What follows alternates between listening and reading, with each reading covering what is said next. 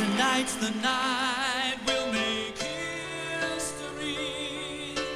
Best of Times from Dennis DeYoung, our bandstand guest this morning. And Dennis, have you ever played any place quite like Manny's Coffee Shop? Yes, as a matter of fact, last Thursday.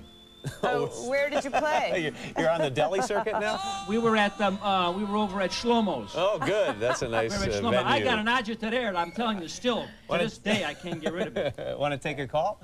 Yes. All right, here you go for Dennis DeYoung on the feedback lines. I should be looking here. I'm looking at the speaker. You can look wherever you like, sir. Okay. All right. Hi. Go ahead with your question for Dennis DeYoung. Who's this? Hi, Dennis. It's Vicki.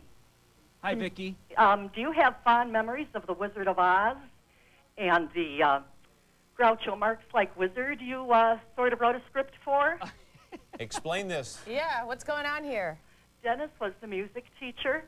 I was the art teacher in Midlothian. Vicki. Yes. How are you? I'm quite fine. You know what, Dennis, as a music teacher, the interesting thing is you never really actually had a formal piano lesson, did you? No, I never did. I faked my way through college. So kids, just remember this. It makes no difference whatsoever. You didn't have any voice lessons either yet. How did this all come about? I didn't hear the question. What was this last bit? How did it all come about? How do you just sat at the piano and started playing and singing? No, as Marianne pointed out earlier, I had formal lessons on the accordion since I was 7 because I'm half Italian and it's the law. Well, I have no excuse, and I was also forced on with an accordion at age 7. You were at age 7, really? Yes. Yeah, but when girls get a little older, the accordion becomes a hazard. Thank you. Think about it. And thank you, Vicki. Here's another caller for Dennis DeYoung, our bandstand guest this morning. Demetria from Chicago. Go ahead. Hi, Demetria. Hi. I just wanted to say my brother and I first saw Styx playing with Haymarket Riot at Lane Tech High School Auditorium. It was about 1977 or 78. It was very exciting for us because, you know, it was the most rockin' thing that happened during high school. And I did want to ask, are you going to go on like Frank Sinatra and keep singing and playing until you're in your 80s, or are you going to take a sabbatical now and then just to tease us and then make another miracle comeback? What can I say to that? I'll be here at Manny's 3 nights a week starting Tuesday.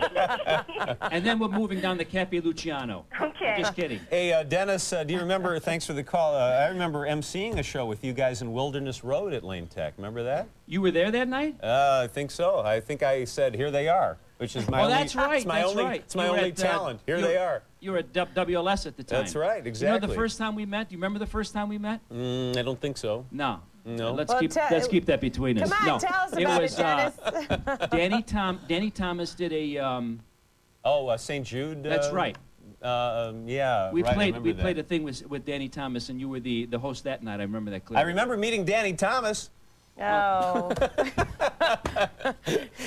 Dennis DeYoung will be at the Rosemont Theater February 12th with a big 50-piece orchestra Saturday the 12th at the Rosemont Theater. Here's another call should be fun. for Dennis DeYoung. John from Chicago. Hi, John. Good morning, Bob, Marianne. Hi. Of course, Dennis. I have to compliment you. Your voice is still intact. It's unbelievable. Very good. Well, thank you very much. Every morning at about 7:15, I get up, and I have my wife squeeze me very hard below the waist. That seems to work for me. Well. I don't know about you. Try it.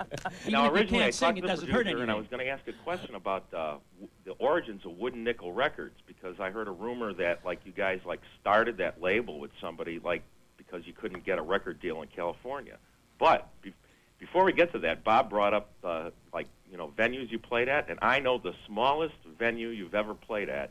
And you remember playing a promotion at a place called Triangle Records on 66th and Pulaski, where they put plywood on top of the counters, and there were, like, people, like, spilling outside the doors.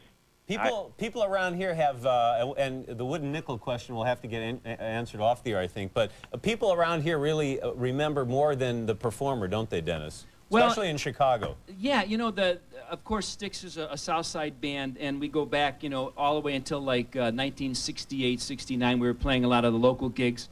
And so, you know, there's a fondness for the, you know, for guys who stay in Chicago, and you know, Chicago's a very good town for that kind of thing. They support their own.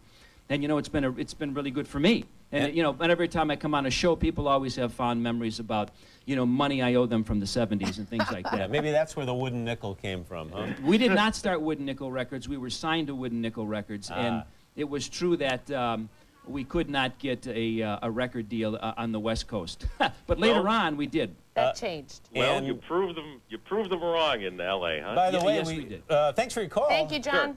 We just had Jimmy Peterick on the show, and you're on his new World Stage CD, aren't you? Yeah, I tried not to be on it, but he held a gun to my head, and I said, "All right, I'll be on it, Jimmy." He's a persuasive guy. Yeah. Jim is a Good business guy. He's a great guy, and the album is really a fine piece of work, and I think he's playing Saturday night in town. And he's always been with Survivor and with the Ides, one of the great Chicago artists, as you have. Thanks, Dennis, for Thanks being a lot, on our Dennis. Michigan Avenue Bandstand It's always nice to have you on. winter version. We appreciate it. Thank you, guys. And let's close it up.